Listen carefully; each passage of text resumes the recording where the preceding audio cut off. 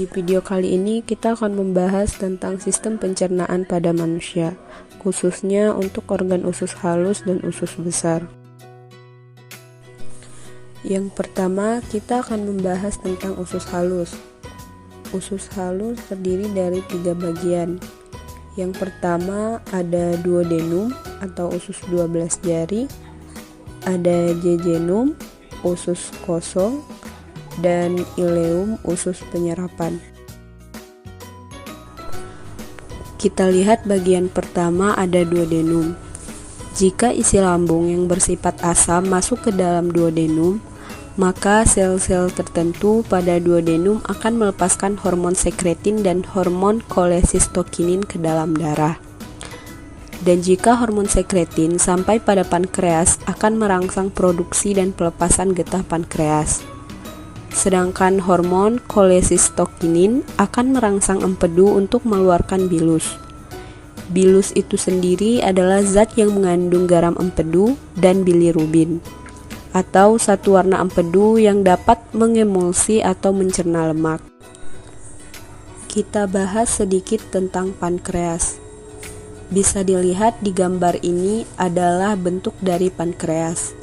Getah pankreas yang dihasilkan pankreas mengandung beberapa zat, di antaranya ada natrium bikarbonat yang berfungsi menetralkan keasaman usus, ada enzim amilase yang berfungsi menghidrolisis pati menjadi maltosa dan glukosa, ada enzim lipase yang berfungsi menghidrolisis lemak menjadi campuran asam lemak atau monogliserida, dan ada enzim peptidase yang berfungsi membantu hidrolisis peptida menjadi asam amino, dan masih ada beberapa enzim lainnya. Kita lanjut bagian kedua dari usus halus, yaitu jejunum. Di dalam jejunum, makanan mengalami pencernaan secara kimiawi oleh enzim yang dihasilkan oleh dinding usus. Ada beberapa contoh enzim, yaitu enzim enterokinase yang mengaktifkan tripsinogen yang dihasilkan pankreas. Ada enzim laktase yang berfungsi mengubah laktosa menjadi glukosa. Ada enzim peptidase yang berfungsi mengubah pepton menjadi asam amino.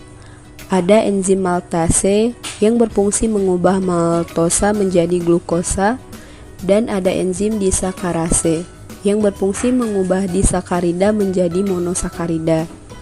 Ada enzim sukrosa yang mengubah sukrosa menjadi glukosa dan fruktosa. Itulah contoh-contoh enzim yang terdapat di dalam jejunum. Dan bagian ketiga dari usus halus adalah ileum atau usus penyerapan. Di dalam ileum terdapat lipatan atau lekukan yang disebut villi. Villi itu sendiri berfungsi memperluas permukaan usus, sehingga proses terjadinya penyerapan zat makanan akan lebih sempurna.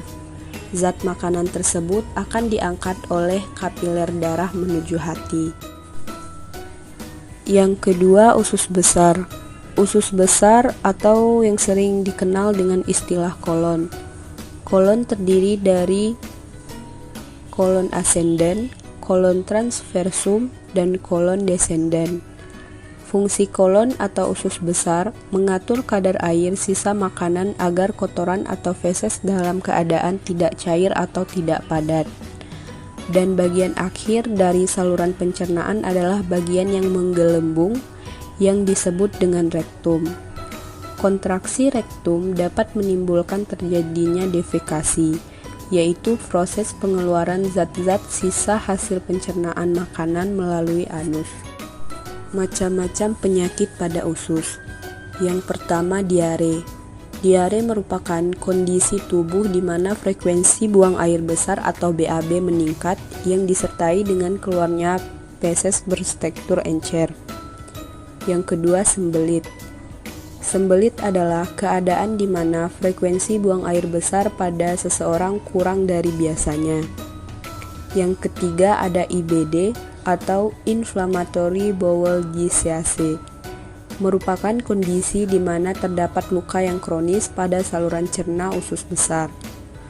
Yang keempat ada IBS atau irritable bowel syndrome, adalah salah satu penyakit kronis yang menyerang sistem pencernaan, yakni pada usus besar. Yang terakhir ada usus buntu. Penyakit usus buntu adalah suatu penyakit yang terjadi akibat peradangan pada area appendix. Cara menjaga dan meningkatkan bakteri baik dalam usus. Yang pertama, mengurangi konsumsi gula dan makanan olahan. Yang kedua, makan lebih banyak sayuran, buah-buahan, dan serat. Yang ketiga, membatasi antibiotik.